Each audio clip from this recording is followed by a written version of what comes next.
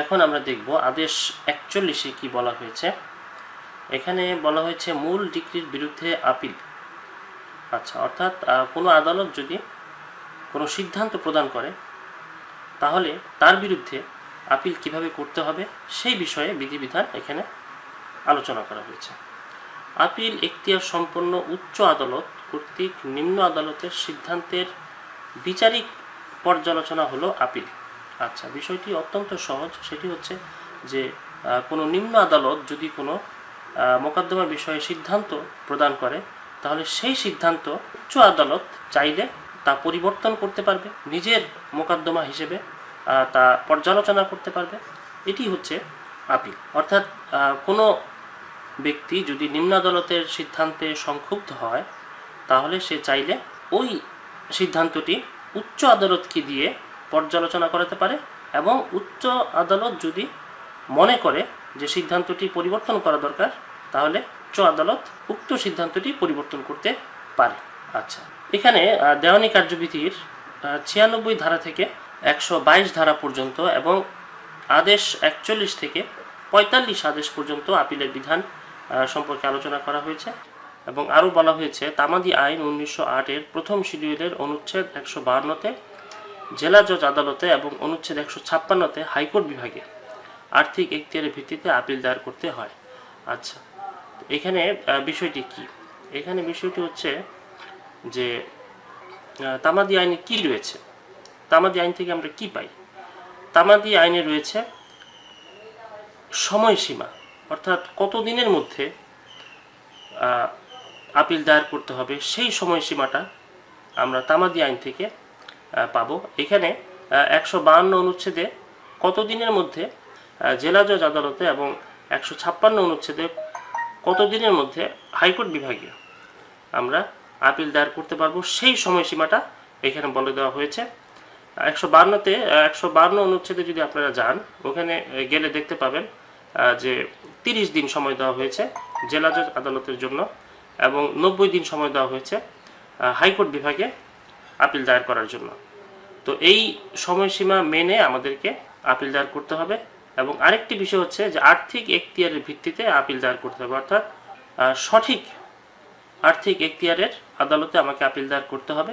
তো এখন আর্থিক এখতিয়ার বলতে যদি এমন হয় যে আমাদের মোকদ্দমার বিষয়বস্তু ৫ কোটি টাকার নিচে, তাহলে সেক্ষেত্রে আমরা অবশ্যই জেলা জজ আদালতে যাব।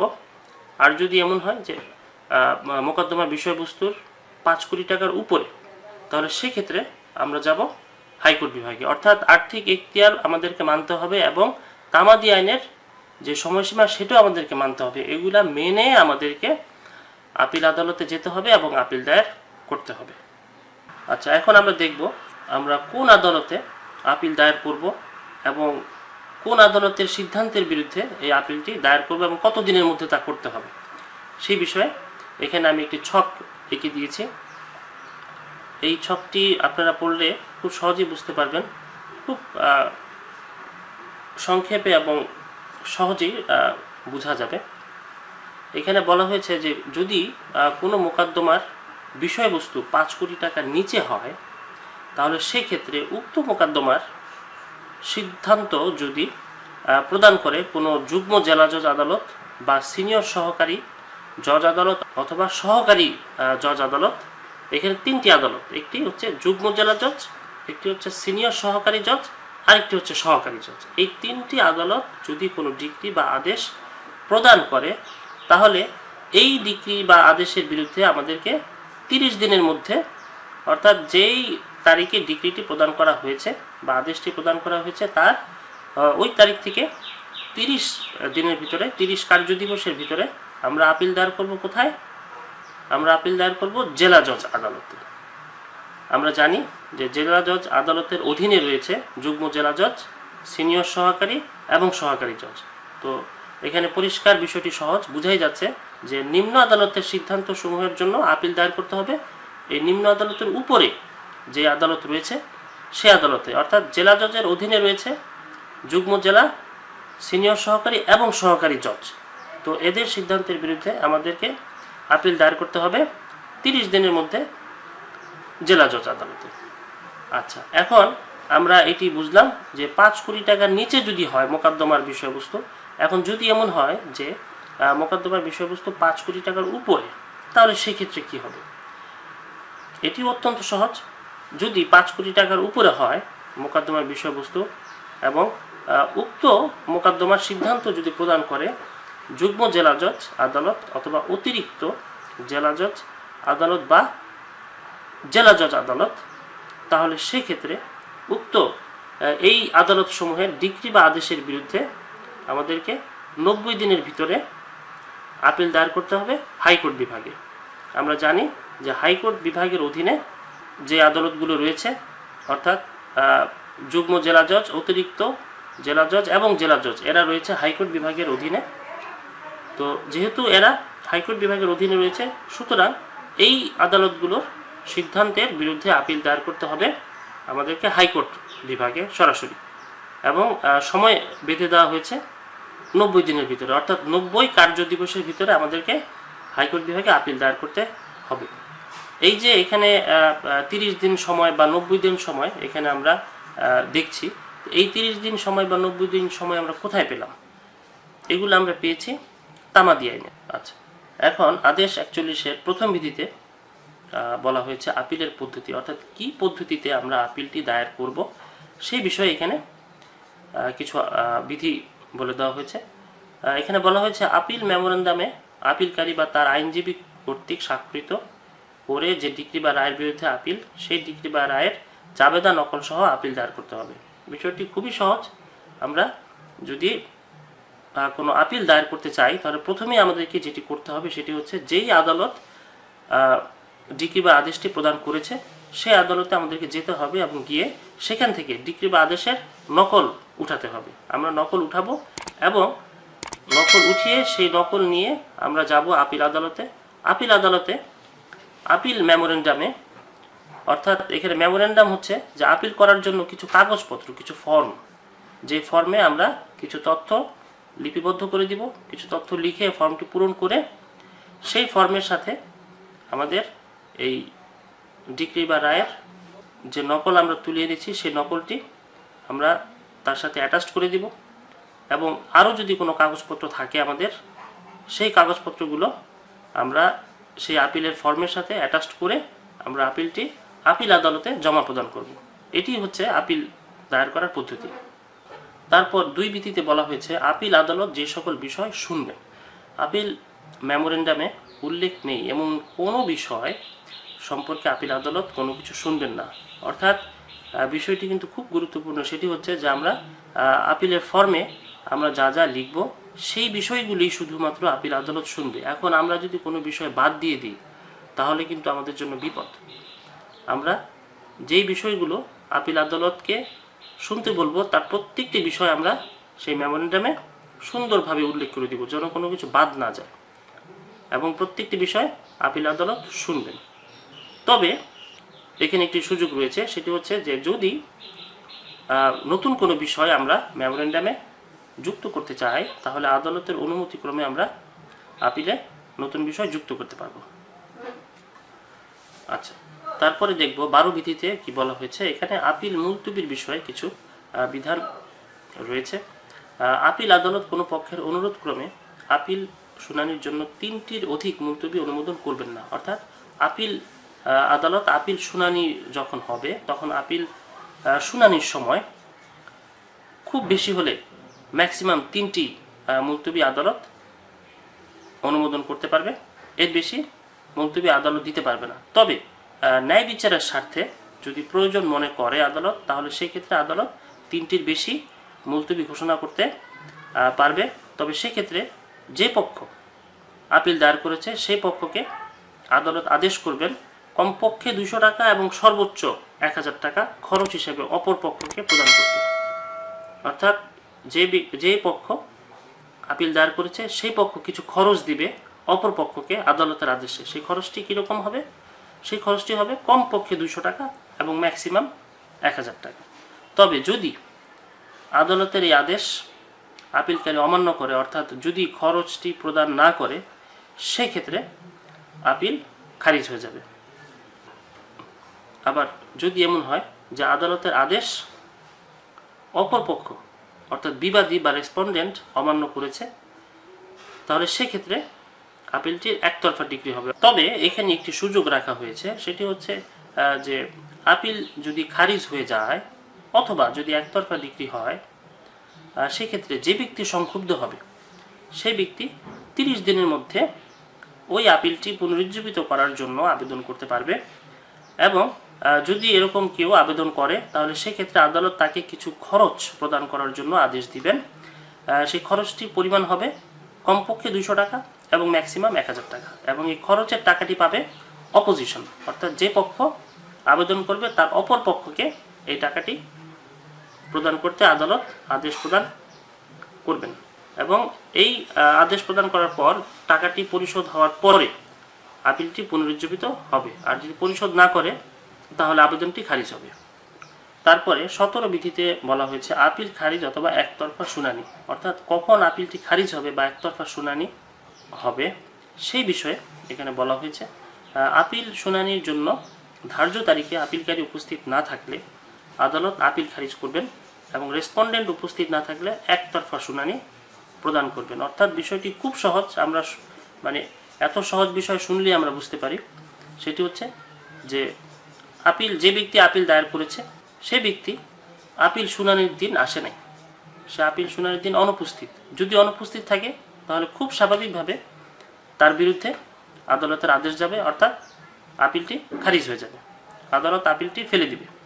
আর যদি এমন হয় যে ওই ব্যক্তি যে ব্যক্তি আপিল দায়ের করেছে সেই ব্যক্তি উপস্থিত রয়েছে বাট তার অপোজিশন আদালতে উপস্থিত হয়নি, আসেনি, তাহলে আদালতের সিদ্ধান্ত আপিলকারীর পক্ষে যাবে, অর্থাৎ একতরফা সিদ্ধান্ত আদালত প্রদান করবেন। তারপরে 18 বিধিতে বলা হয়েছে আপিলকারী কর্তৃক খরচ না দেওয়ায় আপিল খারিজ। অর্থাৎ বিষয়টি পড়লেই বোঝা যায় যে আপিলকারীকে যদি আদালত খরচ প্রদান করতে আদেশ দেয় এবং সেই খরচ যদি আপিলকারী যথাসময়ে রেসপন্ডেন্টের প্রতি তা প্রদান না করে তাহলে আদালত আপিলটি খারিজ করে দেবে। আচ্ছা, তারপরে 19 বিধিতে বলা হয়েছে খারিজ আপিল পুনরায় মঞ্জুর। অর্থাৎ আমরা একটু আগে পড়ে আসলাম যে খরচের টাকা যথাসময়ে প্রদান না করলে আদালত আপিলটি খারিজ করবেন। এখন যদি এমন হয় যে আদালত আপিলটি খারিজ করে দিয়েছে, সেক্ষেত্রে কি হবে? সেক্ষেত্রে এই 19 বিধি মোতাবেক আপিল খারিজ হয়ে যাওয়ার পর আপিলকারী পুনরায় উক্ত আপিল মঞ্জুরের জন্য আদালতের কাছে আবেদন করতে পারবে। তবে এখানে আদালতকে উপযুক্ত কারণ দর্শিয়ে আদালতকে সন্তুষ্ট করতে হবে, এবং আদালতকে সন্তুষ্ট করতে পারলে আদালত আপিলটি গ্রহণ করবে। তবে এখানে আদালত আবেদনকারীর প্রতি খরচ সম্পর্কে যথাযথ শর্ত সাপেক্ষে আপিলটি মঞ্জুর করবেন।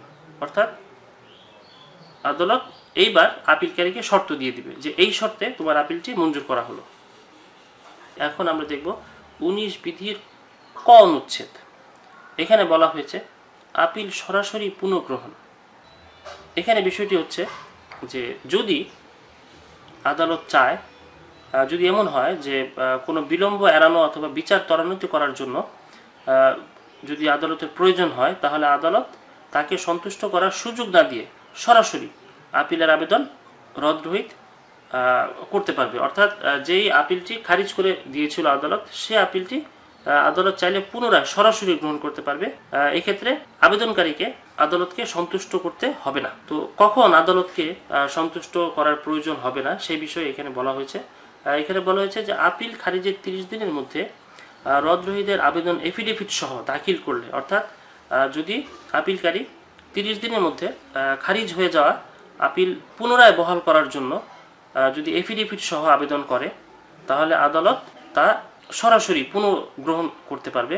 আদালতকে এখানে এই বিধি অনুযায়ী আদালতকে সন্তুষ্ট করার কোনো প্রয়োজন নেই। তবে যদি এফিডেভিট দাখিল না করে তাহলে এই আবেদন এই বিধির আওতায় পড়বে না। আচ্ছা, তারপরে 21 বিধিতে বলা হয়েছে আপিল একতরফা ডিক্রির ক্ষেত্রে পুনরায় শুনানি। অর্থাৎ আপিলের পর যদি তা একতরফা ডিক্রি হয়ে থাকে তাহলে তা অবশ্যই বিবাদীর জন্য তা কষ্টদায়ক এবং বিবাদী সংক্ষুব্ধ হবে। তো যদি বিবাদী সংক্ষুব্ধ হয় তখন সে কি করতে পারবে? তার জন্য এখানে বিধান রয়েছে একতরফাভাবে নিষ্পত্তিকৃত আপিল পুনরায় শুনানির জন্য রেসপন্ডেন্টের আবেদনক্রমে আদালতকে সন্তুষ্ট করতে পারলে, অর্থাৎ যদি একতরফা বিক্রি হয়ে যায় সেক্ষেত্রে বিবাদী উক্ত আপিল পুনরায় শুনানির জন্য আবেদন করতে পারবে।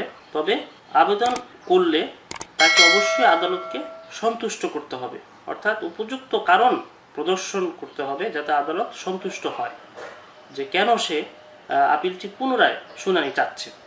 তো যদি এই আবেদন করে বিবাদী, সেক্ষেত্রে আবেদনকারীর প্রতি খরচ সম্পর্কে যথাযথ শর্ত সাপেক্ষে আপিল পুনরায় শুনানির জন্য দিন ধার্য করতে পারবেন। অর্থাৎ এই ক্ষেত্রে আদালত আবেদনকারীকে অবশ্যই খরচ প্রদানের ব্যাপারে বলবেন, বিবাদী খরচ প্রদান করবে এবং বিবাদীকে আদালত শর্ত দিয়ে দিবে যে তোমাকে এই শর্ত পালন করতে হবে।